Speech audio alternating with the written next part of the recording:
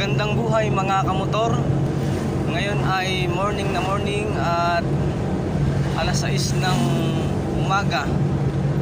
At tayo ay papunta sa Tabaco City. Ngayon ay ipapakita ko sa inyo kung gaano kabilis ang ating Suzuki Multicab. Kukunin natin ngayon ang top speed. And bago natin kunin ang top speed ng ating Suzuki Multicab, tingnan muna natin ang pa-morning ng ating Mayon Volcano. Ayan, yan ang ating Mayon Volcano. Okay, kunin natin ang top speed ng ating Suzuki Multicab kung kakayanin sa maraming sasakyan na kaya to. Okay, sige, kunin natin.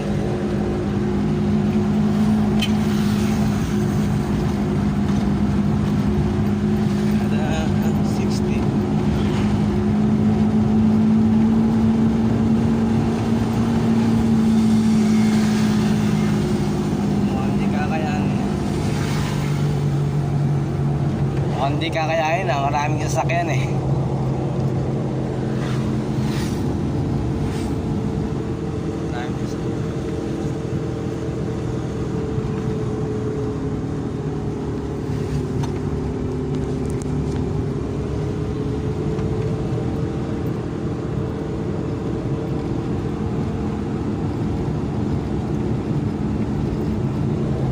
Wala, sayang.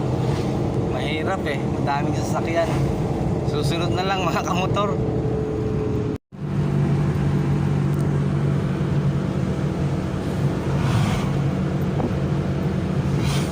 Tingnan nyo na lang ang Mayon Volcano. Pa-morning yan ang Mayon Volcano.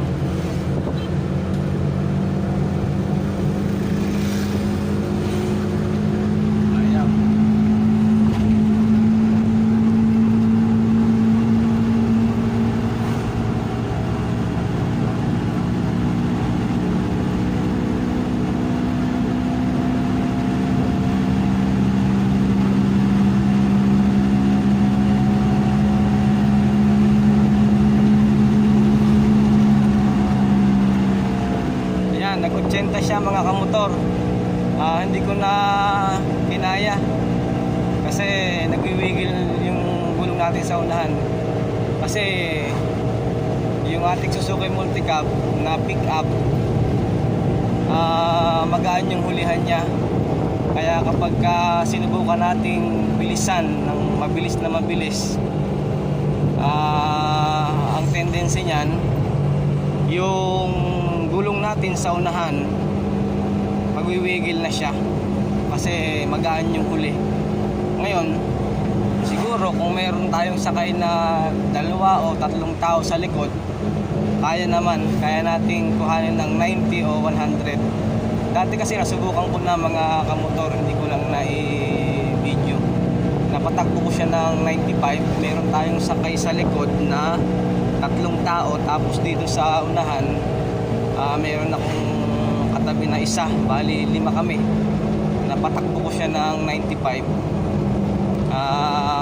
Kaya kung kayo ang susubok, meron kayong ganitong sasakyan, Suzuki Multicab na F6 650cc, kapag kayo lang ang sakay, huwag nyo na subukan patakbuhin ng 90 o 100. Mga takbong 60-70 lang, okay na yon. Kasi pagka sinubukan nyo, ang tendency niyan, nagwiwigil yung gulong niya sa unahan. Pwede tayong maaksidente. Kaya ingat-ingat lang mga kamotor. Okay? At yan lang, at salamat sa inyong panonood. At bago nyo iwan ang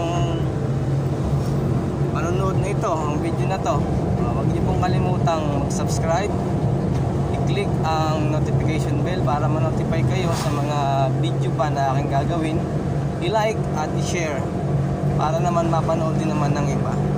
Okay, salamat sa inyong panonood sa aking maikling ginawang top speed ng ating Suzuki Multicab.